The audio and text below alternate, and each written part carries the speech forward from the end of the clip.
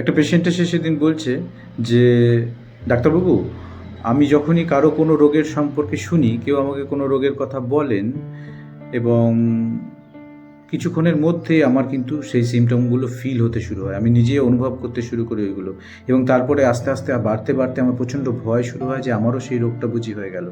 তারপরে বিভিন্ন ডাক্তারের কাছে ছোটাছুটি বিভিন্ন টেস্ট করে, কিন্তু কোনো রোগ ধরা পড়ে না, কিন্তু সিমটমগুলো তার হতে থাকে।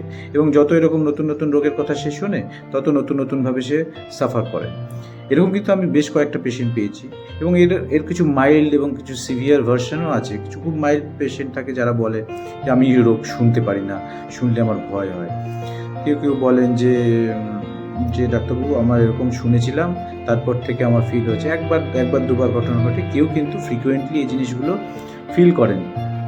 তো এরা প্রচণ্ড সেন্সিটিভ পেশেন্ট, এবং যে কোনো জিনিসকে উপলব্ধি করার, শুনে সেটাকে ইমাজিন করার ক্ষমতা এদের বেশি, খুব সেন্সিটিভ। তাই জন্য এরা এতটাই ইমাজিন করে ফেলেন যে শরীর ওই সেন্সেশনটা তৈরি করে ফেলে। তো এই হাইপার সেন্সিটিভনেসের জন্য কিন্তু অনেকে ভোগেন। তো আমাদের হোমিওপ্যাথিক ড্রাগ কিছু যেগুলো প্রুভিং হয়েছে, সেক্ষেত্রে কিছু কিছু ক্ষেত্রে এই ধরনের সিমটম কিন্তু কিছু কিছু ড্রাগে তৈরি হয়েছে। যেমন লাইসিন, ফসফরাস, এই দুটো ড্রাগ আছে। আপনার রেপার্টরি যদি খোঁজেন পাবেন, রুব্রিকে পাবেন যে mind sympathy compassion felt same pain as brother কম্পেইন।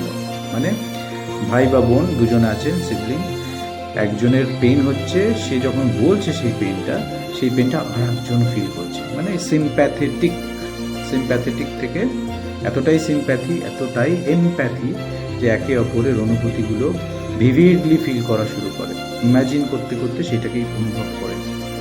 তো লাইসিন, ফসফরাস বিভিন্ন ক্ষেত্রে আমি ব্যবহার করেছি, আপনারা ব্যবহার করুন, করে দেখুন কেমন ফল হয়। বা এরকম পেশেন্ট যদি আপনারা পেয়ে থাকেন, বা অন্য কোনো ওষুধে যদি ভালো ফল পেয়ে থাকেন, শেয়ার করুন। আমরা এইভাবে শেয়ার করে শিখবো, একে অপরকে শেখাবো। ধন্যবাদ।